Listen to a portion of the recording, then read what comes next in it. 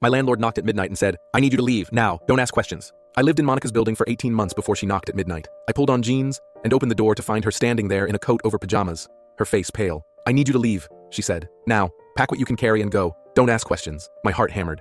I started to ask what was happening, but she cut me off. "Please, I can't explain. Just trust me and leave." I thought about the cash I'd been keeping in the closet, the way I'd paid rent in person, always on time, never causing trouble. Maybe she'd figured something out. Maybe someone had asked about me. I packed a duffel bag in 15 minutes. Clothes, laptop, the envelope of cash, my father's watch.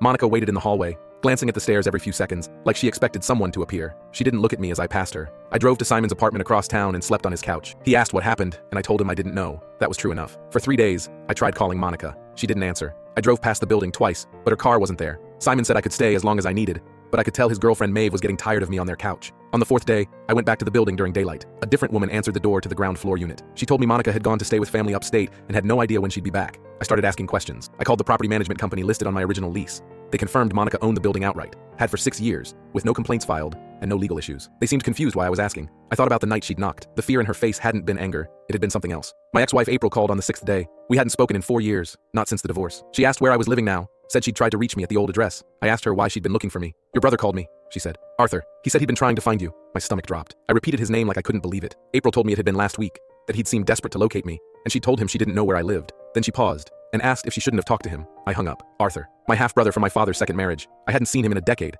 Not since Dad's funeral when Arthur had screamed at me about the will, about money I'd never received, about betrayals I'd never committed. He'd been drunk and furious, and I'd walked away from the whole family after that. I drove back to Monica's building. This time, I waited. 4 hours later, her car pulled into the lot. She tried to walk past me, but I blocked her path. I asked her why she'd made me leave. Monica begged me to just stay away. I pressed her about my brother, asked if Arthur had come looking for me, if he'd shown up here. Monica's face crumpled. He came 3 times. The first time, I said I didn't know who he was talking about. The second time, he was drunk and aggressive. He said you'd stolen from your family, that you owed him money. The third time, he had someone with him. They sat in a car across the street for 2 hours, watching the building. I saw them looking at your windows. I said flatly that she'd kicked me out to protect herself. "No, I kicked you out to protect you." He told me what he'd do when he found you. I heard him on the phone talking to someone about teaching you a lesson. The weight of it settled over me. She'd sacrificed rental income, risked her safety, spent 6 days in hiding, all to protect a tenant she barely knew. Why would you do that for me? Monica pulled an envelope from her coat. Inside was a photograph, creased and faded. My father's face looked back at me, his arm around a young woman I didn't recognize. On the back, in Dad's handwriting, Monica, age 4. "He left us when I was 7, she said quietly.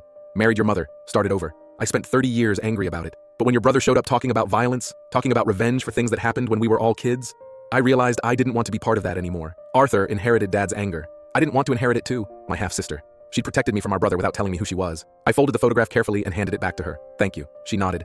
And for the first time in 18 months, I saw my father's eyes looking back at me from someone who'd chosen kindness over rage.